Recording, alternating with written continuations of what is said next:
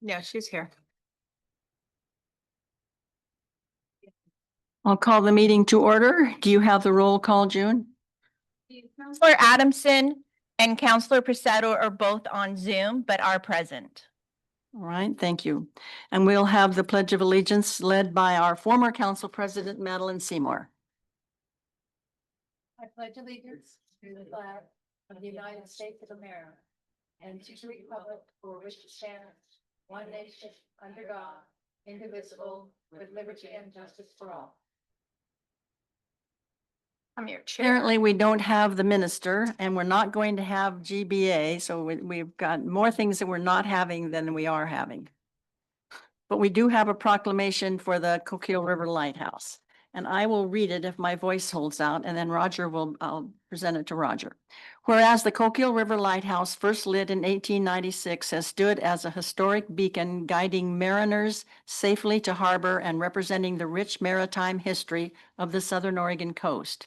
And whereas the Coquille River Lighthouse is a beloved landmark and symbol of the city of Bandon, visited by thousands each year who admire its beauty, history, and enduring significance. And whereas the preservation and celebration of the Coquille River Lighthouse is made possible through the dedication of volunteers, local organizations, and the Oregon Parks and Recreation Department. Whereas National Lighthouse Day is observed on August 7th to honor the important role of lighthouses in maritime navigation and heritage. And whereas the city of Bandon joins in recognizing this historic structure and its contribution to our cultural and community identity. And whereas a public celebration honoring the Coquille River Lighthouse will take place on August 9th to further engage the community and visitors in commemorating this treasured site. Now, therefore, I, Mary Shamahorn, Mayor of the City of Bandon, on behalf of the Bandon City Council, do hereby proclaim August 7th, 2025 as Coquille River Lighthouse Day in the City of Bandon and encourage all residents and visitors to participate in the festivities on August 9th and to reflect on the lighthouse legacy in our coastal heritage. And Roger Strauss, who is the chairman of the, Lighthouse Keepers Foundation. Coquille River Lighthouse. And then Roger's going to speak a few words about what the event is on Saturday.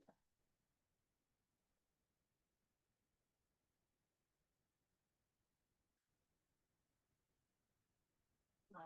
Okay.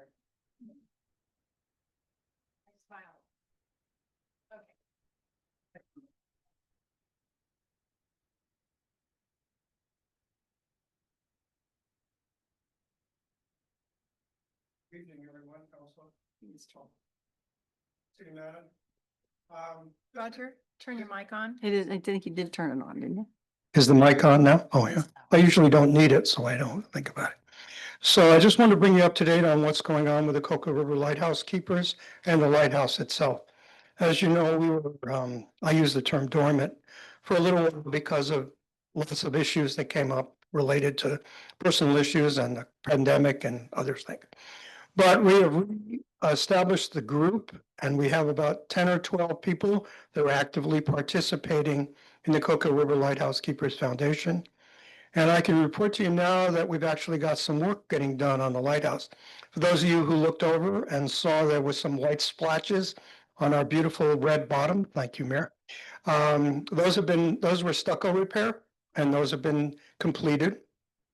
I was out there one day looking at the lighthouse and walked up the steps and saw the condition of the railing there and felt that they needed a medical professional to offer tetanus shots to anybody walking up and touching that railing since it's solid rust.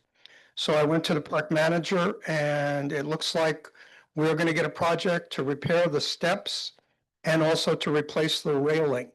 And that'll be done cooperatively between the lighthouse keepers and the lighthouse and the state parks funding. Right now, it may get actually done under the maintenance budget of Bullers Beach State Park. A gentleman from OPRD, our friends in Salem, came out and was doing and did a minor, I wouldn't call it a full inspection, but anyway, did an inspection at the lighthouse and determined, unbelievably, that the roof and the gutters are not in top shape. We could have told him that, he didn't have to come out here and inspect them, but whatever. So he feels that we should get that done before the rainy season to prevent further incursion of water into the lighthouse. So that's a larger project, estimate around $200,000. But we have some money, the state has some money, the city has some money. And we are going to be actively fundraising. Once that project is actually on paper, then we'll go out and do some active fundraising. On the side of the foundation, we have a brand new website, crlk.com. And you can go to that website and you can donate on it. And in addition, it has a donate button. And in addition to that, it has a lot of updates on what we're doing and lots of pictures of the lighthouse and the work that's being done. So the good news is there's something happening out there. Obviously, the full restoration project and the power issues still need to be resolved. And with the current environment in Salem, it's unclear when that will happen. But we continue to raise money for specific projects. And we do accept donations in general. So I invite everyone to come out on Saturday from 11 to 2. We're going to be out there offering some food. We have dollar hot dogs and some baked goods. And we're going to also talk to people about what's going on and encourage them to support the lighthouse. So thank you very much for your time. Thank Any you. questions? Thanks, Roger. Anybody have any questions? Thank you, Roger. Thank you. Anybody have anything on the consent calendar that they want to discuss separately? Look at the police report real quick if I can find it. Okay, where is it? Since we have an officer in the house. Might be a police question. Okay, I noticed that we gave 15 speeding tickets, but. Hello, microphone. I noticed we gave 15 speeding tickets. But what I was impressed is the number of traffic stops, 86. You guys have been really busy out there. Now you got to follow these California and Washington people through town. That's all you? I would think not. Well, thank you. Okay, anybody else have anything they want to comment on in the consent calendar? If not, do I hear a motion? Move to approve. Moved by Josh, seconded by Bear. Mhm. All in favor? Aye. Are you voting, Jerry? Jerry? I'll assume Jerry's voting for the Is consent he calendar. unmuted? Can you tell her?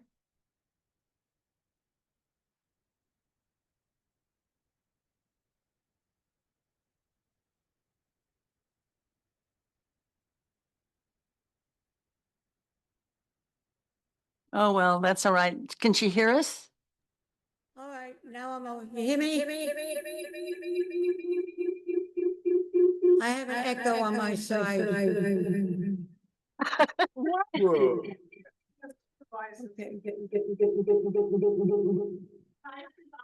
That's quite a reverb. That's the classic. All right, hopefully we can get it. We know Jerry's there. Oh, I see, she's up. She's on 2 devices. Where? I've got an echo. Can you turn off one of the devices? Because you're on 2 different. What is she on? No, I'm not. Wait a Jerry. minute. Just don't talk. Yeah, you know. this. Jerry, if you can hear me, turn off your iPad. And if you're on your computer, Doing that right now. either turn off your phone or your iPad or your computer. Turn off one of them because you're on here Doing twice. my iPad. Okay, then you've got another device that's on Zoom with us. Turn it off. Well. Or just, okay, I've got a better idea. Just listen. We'll assume that you're voting for something unless it looks controversial, because you don't need to talk because you're coming across and making everyone laugh. So we'll go on. Okay.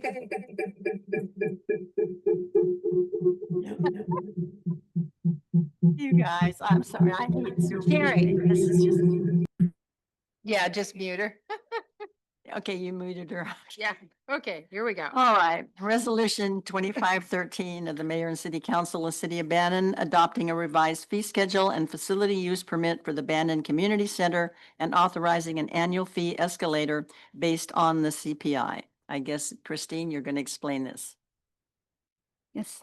Good evening, Madam Mayor and members of the City Council. City staff have prepared for your review recommended updates to the barn fee policy and facility use permit.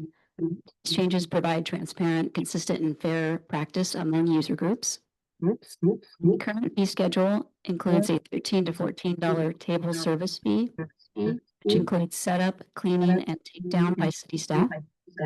Okay, excuse me, what is going on now? Oh, Jerry unmuted herself. Jerry, mute yourself, please. She is. She's muted. She's muted. Thank you. Sorry. Oh, no problem. The current fee schedule includes a $13 to $14 table service fee, which includes setup, cleaning, and takedown by city staff.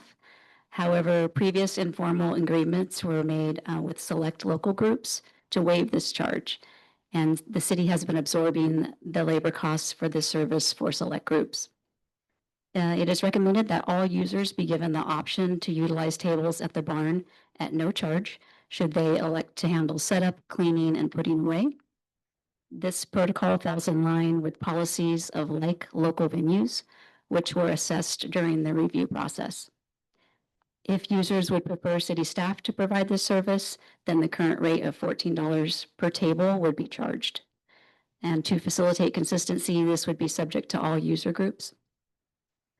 This proposal also incorporates the consumer price index into the user fee methodology, allowing for small annual adjustments to help cover costs of goods and services and labor that are rising.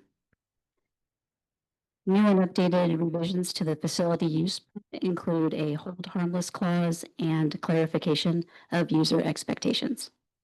And it is recommended that the city council approve the updated fee schedule and updated facility use permit. And I'm happy to answer any questions at this time. I have a question. Sure. On the kitchen, it says per event $100, and then is it plus the hourly? No, they get to choose which one. It's either $15 an hour if they're just going to be in there for a few hours, or they can do the daily fee. Okay. I think we're very reasonable myself. Oh, they are. They are. Anybody else have any questions? Motion to approve resolution 2513. Second that.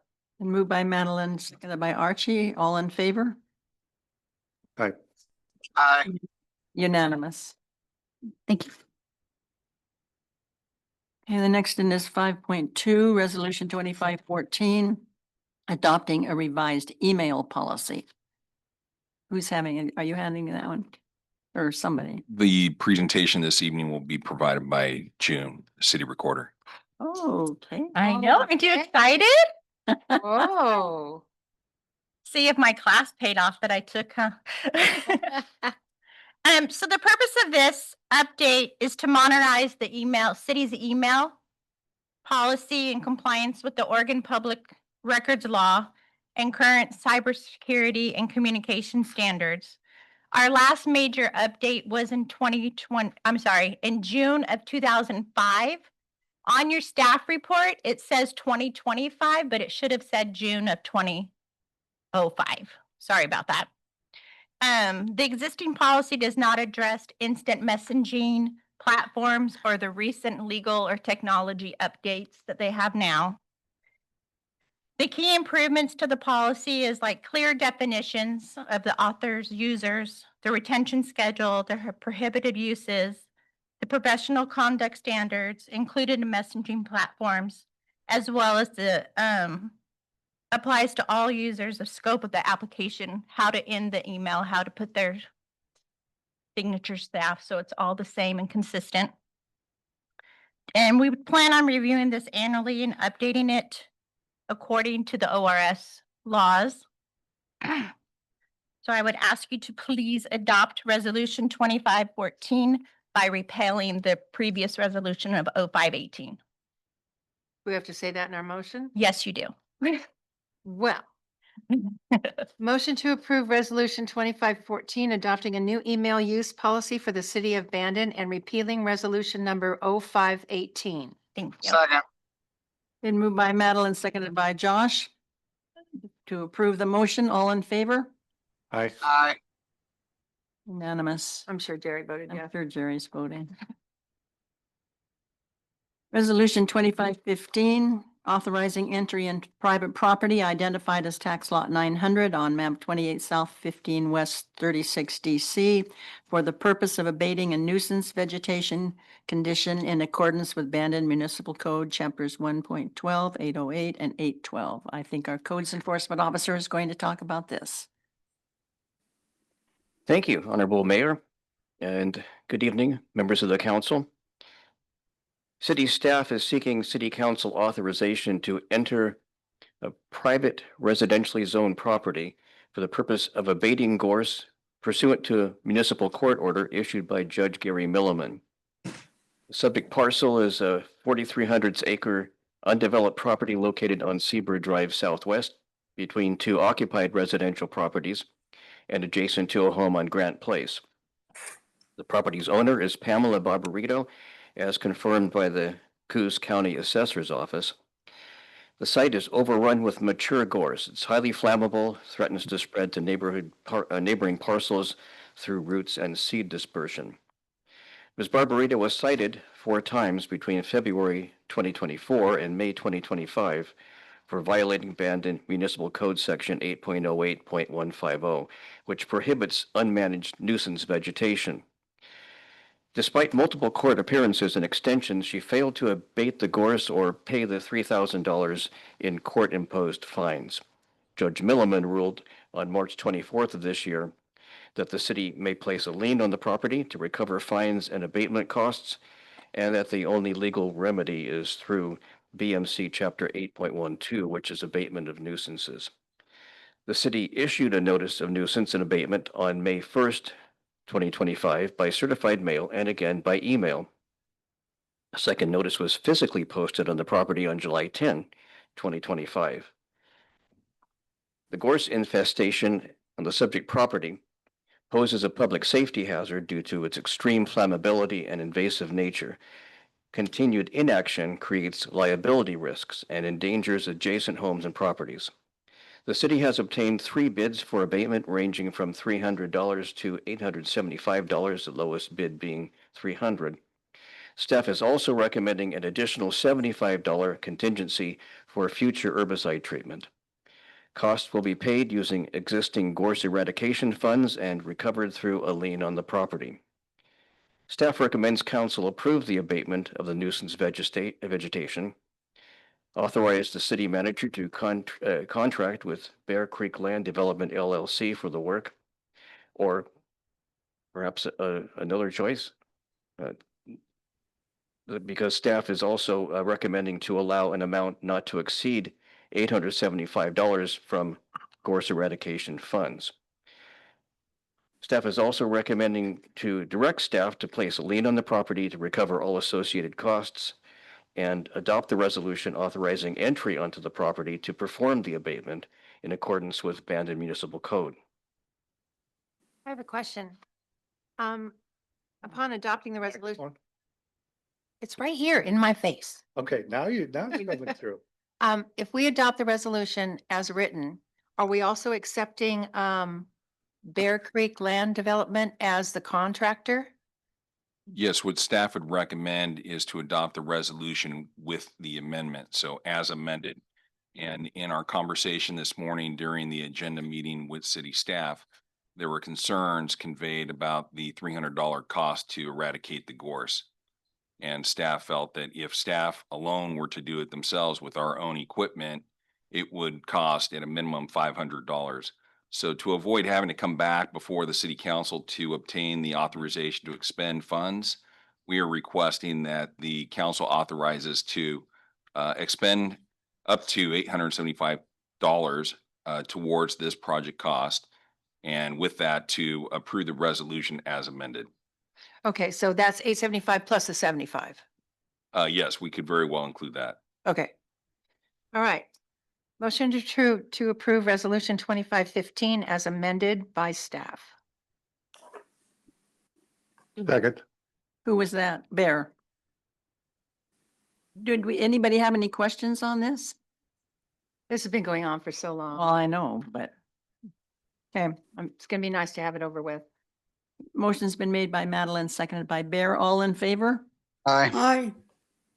Oh, thank you, Jerry. Jerry back? Jerry, you're welcome. back. Yay. back. Unanimous. That's the last motion, but Jerry's back. Okay. Now, should you introduce our new planner? Would this be a good time? Yes, I invited the city's new community development director to attend tonight's meeting to introduce himself to the city council and the community at large.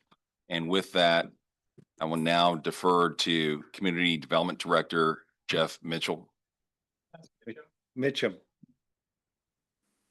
Am I on? Yeah, Yeah. there we are. Yeah, Jeff Mitchum. Thank you, Madam Mayor, council members. It's wonderful to be here. Just briefly, I was born and raised in the Portland region and spent most of my youth in the wilds and rivers and oceans of the Pacific Northwest. So this is not new territory to me. Certainly fond memories as a child and growing up include the Southern Oregon coast.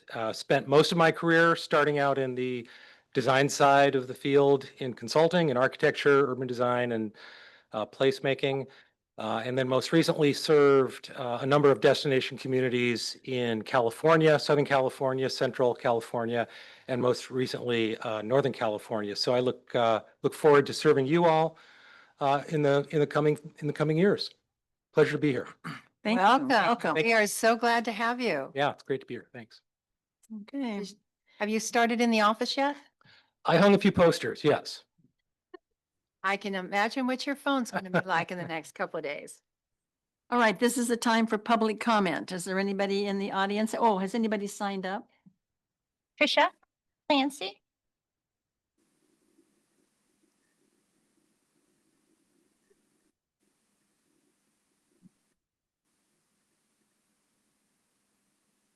What's your name? It isn't that long.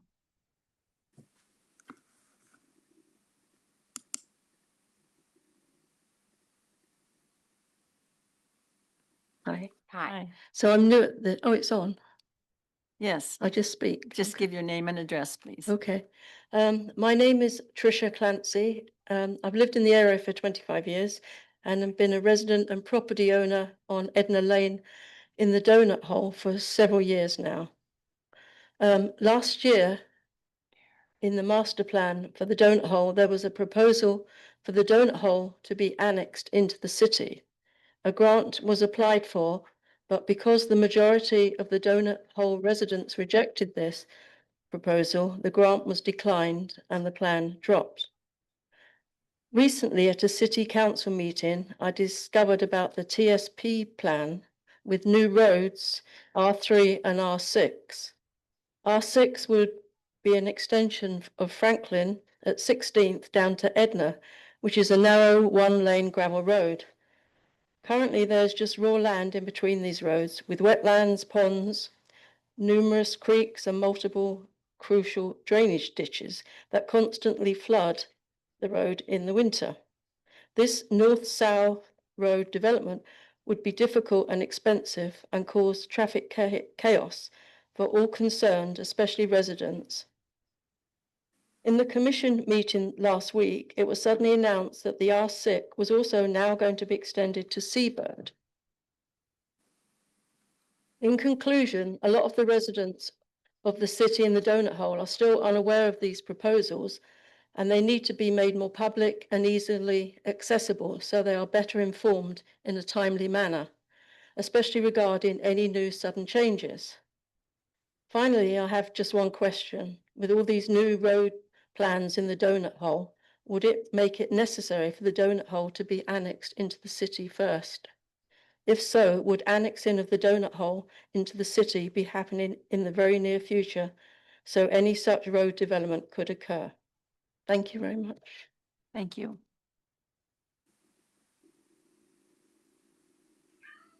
Kim?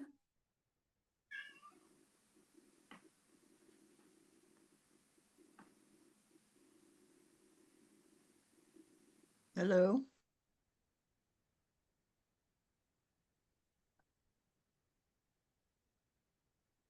Hi, my name is Kim Consul. We were given an address on Harrison Road from the county, even though our lots are along the 20th Street right-of-way.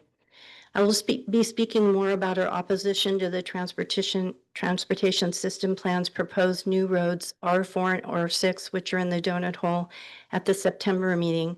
I did speak at the last Planning Commission meeting about this. And I was also going to mention that during that meeting, Emily from Parametrics brought up a change to R6, extending Harrison all the way to Seabird. And that is a major change that no one on the public TSP, it's not on any of the TSP maps. So no one outside of that meeting knows about it. And we attempted to get some more information about this at the city offices, and we were unsuccessful at finding anyone to give us any information. My next issue with the TSP is that residents of the donut hole have not been adequately notified about the new roads proposed in the donut hole. The public notice states, "We are only noticing property owners in affected zones." I live on the side of a proposed new road. I was not notified. I've been reaching out to donut hole residents. So far, none were notified or know anything about this. The date of the notice of public hearing is June 16th, but the news release date wasn't until July 30th. It wasn't on the city website until last week, which was after the Planning Commission meeting. Residents of the county aren't going to routinely check the city website just in case something applies to them. This notice and information regarding proposed roads in the donut hole needs to be snail mailed to residents in the donut hole in time for them to submit or make testimony and comments. Thank you. Thank you. I think it's important to point out that I just went through the 391-page 2000 transportation system plan, and it's nothing but a plan because 95% of the things that were mentioned in there, including the Seabird traffic light, never came to fruition. So just because something is in a plan does not mean it's going to happen next week or ever. So I wouldn't worry too much about it until we've been trying, I was on the city council 45 years ago, and that was one of the things that we tried to do then was get another east-west road between Beach Loop and the highway. We finally got Seabird, but the road through the city park was never meant to be a collector. Instead, it turned out before Seabird, that was the only collector we had. So this has been a subject for years, and I doubt that in my lifetime that there will be another east-west road. I wish there were, but I don't think it's going to happen. So I wouldn't worry too much about a plan. You'll know when things are actually going to happen, and it could be years. Anybody else want to address council? Roger? Yeah, me. That's you. You're wearing it. Hi, I'm Roger Strauss, 1149 12th Street Southeast in Bandon. And I'd like to get a status on revenue sharing. Because I came to find out where our checks were for the Arts Council and the Lions Club and was informed that there's not any money here for revenue sharing. So I want to be clear from the city what the status is on the revenue sharing for 2025, 2026 budget year. Who told you that? Um, We don't have the One money of the to city send out employees. checks? we need to answer that. That's the first I've heard of this. It has been brought to my attention until now, and I will inquire with the city's finance director first thing in the morning. Okay. Well, I just wanted it to be on the record, because last year we got the checks right after the, early July. I did hear something that it might be proportioned out. Maybe all the checks aren't going out. Maybe they're not getting the whole amount. Anyway, we'll find out, Roger, because All right, there'll be thank other you. people asking the same question. Thank you very much. Thank you, Roger. Roger? Anybody else? Yes, Mr. Costa? Don't forget the 3 minutes, John. Just giving you a little heads up. Hello, my name's John Costa. I reside at 859 Chicago Avenue Southeast. And I just come here to talk about the queries once again. We have some new feeding going on in our neighborhood. It's hard to monitor. But the last time we voted on this to bring it, to change the code around, it was a really close Yeah, 3-2. It was close, but what the other side was saying is that you can't enforce the law. You have to have pictures. Well, what about all the other critters? You have to have pictures of, the people doing the dirty deed with that too? I mean, why is it just all of a sudden crows? You just need pictures on that one. It Well, just doesn't seem seagulls, proportionally correct. And another thing I'd like to mention, is now we have mailboxes that are being attacked by crows, literally scattered.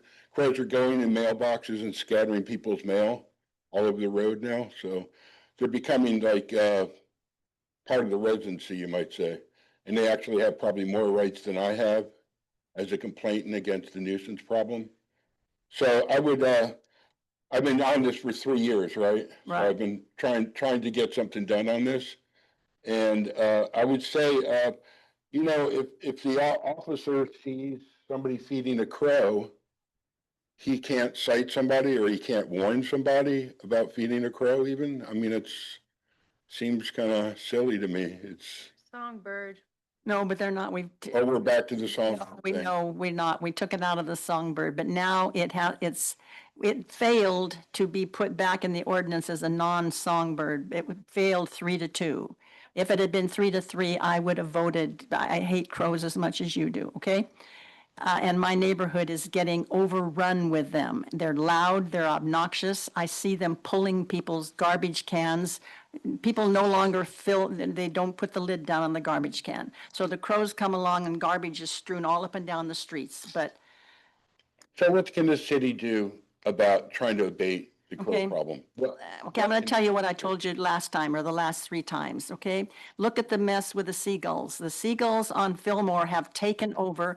They have caused extreme damage to the property next door. We have cited that man over and over and over again. I think he's paid $8,000 in fines. He threatened me one time so that I had to be escorted out by the police, and he's still feeding the seagulls. So it's not as easy as just having an ordinance. It's really not. We have everything on the books to do some, but you know what it's like at the county. There's nobody that's going to take a case against somebody feeding either crows or seagulls. They're not going to go to jail. We hardly put, burglars in jail. So it's just a situation, and I agree, it is a bad situation, but I don't know what the answer is.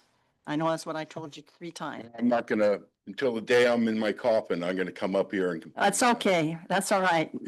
I agree, John. I don't like them either. Anybody else like them? Anybody on Zoom that would like to talk? Yes, please. Donna, Yes, thank you. please state your name and your address or your residency. Donna. My name is Donna Snyder Smith. I reside at 1327 Village Loop, Bandon. And thank you for hearing me. I'm came today because I received the city manager's newsletter that comes out every month with our electric bill. And I want to say 2 things. One, I've been here now over a decade and love Bandon. And 2, I am very much aware that every point made on the primary item in the most recent manager's newsletter, which is the wildlife and feeding the wildlife, are important points and all well taken. So it's not like I don't realize that. However, when we get to the end of the commentary just before U.S. Fish and Wildlife Service, I have a really strong objection to one of Bandon's public servants advising any member of Bandon, resident member of Bandon, to inform on their neighbors. Now, I got that just this gentleman who just spoke before, that there's obviously an issue, but please, given the times we are in, given what can result from one neighbor who maybe is not so friendly with their other neighbor and finds a reason to call up and say, oh my goodness, they're spreading whatever. In other words, they're feeding the animals. The photographs would be a pain in the backside, but the photographs would absolutely be minimum. And that's not what I object to. What I object to is the idea of encouraging one neighbor to inform on the other. Now, if I take this back to where it's coming from, some people are going to accuse me of being too radical. But if any of you are sitting there anywhere close to my age, which is 80, you will be very clear on the circumstances that I'm referring to in another country. Not making it up, not blowing it up. That's a fact. And I don't want to see Bandon, this wonderful little town of Bandon, be held out as the town that tells its residents to inform on their neighbors. There's got to be another way to deal with the problem. I'll step in for just a second to say on this other gentleman about the crows. I have heard that people who fly the falcons, the small birds, can be hired to come, and the falcons in a period of time will take out a crow population because the crows won't stay around if the falcons are there. Or if I'm using the wrong term, if it's the wrong type of bird, it is some kind of a hawk bird that hunts other birds. And they are managed and can be hired. So I don't have anything more to offer on that, but I just happened to know about it, and it struck me as he was speaking about the bird issue. Already been brought up. Oh, okay. Thank you, Donna. And You're I'll be 86 tomorrow. So yeah, we're in the same category. Anybody else signed up? No, is there anybody else on Zoom? Okay, That's it, madam. let's go on to the city manager comments. Yes, I just received a message from the city's Director of Finance, and the message states the state revenue sharing fund was depleted last year, and the city will receive the first disbursement of funds from the state mid-August. We are waiting until those funds are received prior to distribution. Okay. Perfect. Now Roger's gone, right? Yeah, he left. Okay, well, We'll let him know. She also mentioned she had conversations with individuals to convey that earlier. okay, good. Thank you. Anybody, anything else from you? No, that's all I have. Okay. City council, Bear? Yeah, I just, I take a little bit of, not offense, but whatever, for somebody saying that it is the city's responsibility to inform people who are not residents, but it's not their responsibility to find anything out. And that seems a little shaky. But anyway, and I'm sorry we didn't get a volunteer this night. And, oh, by the way, I will not be in town during the next meeting.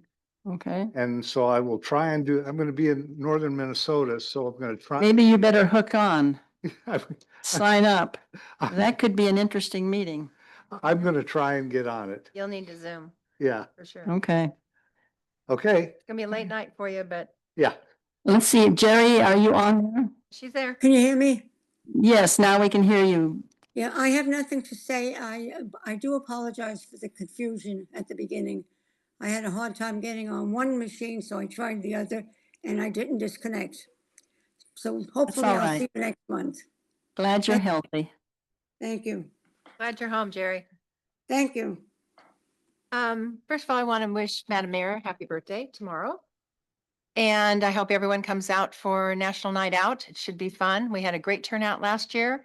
We get in the helicopter, Zach? We do get the helicopter. Okay, the Coast Guard will be landing the helicopter again. So that'll be fun. And SWAT will be there too, right? I don't know if SWAT will be there, but the K9. K9s are going to come and do a demo? Yes. Okay, perfect. All right, so we'll see everybody out there.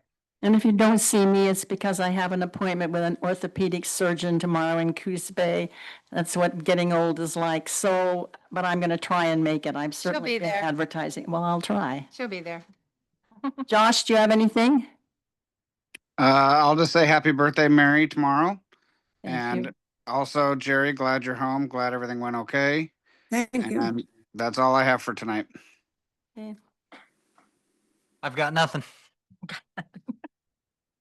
I got a couple things. One, the TSP, when the last meetings we were having, the final one was supposed to go up on the city website so people could comment on it. Is it there now? I haven't looked, but Yes, I'll confirm with the city recorder, but all the information has been posted or was posted prior to the meeting.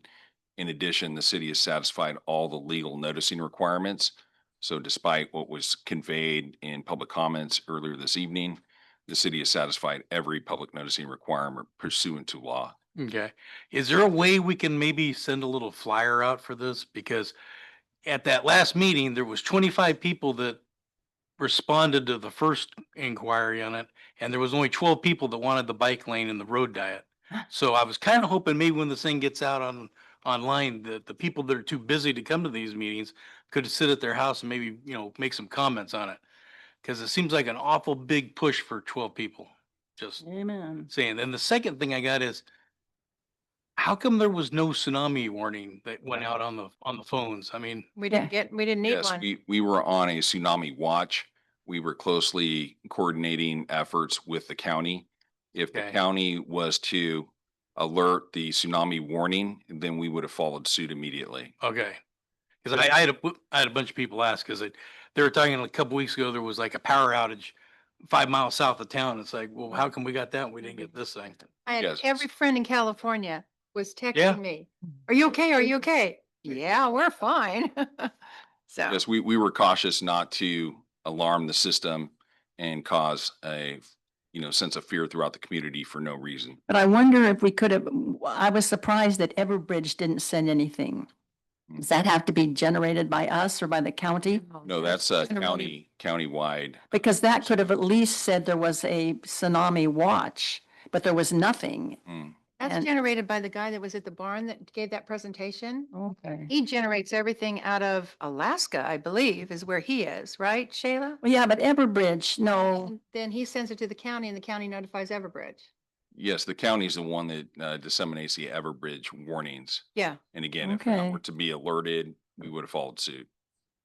Curry County did send out Everbridge warning. Well, that's what I thought. I was surprised because this is the 5th largest earthquake ever to hit in the last 100 years.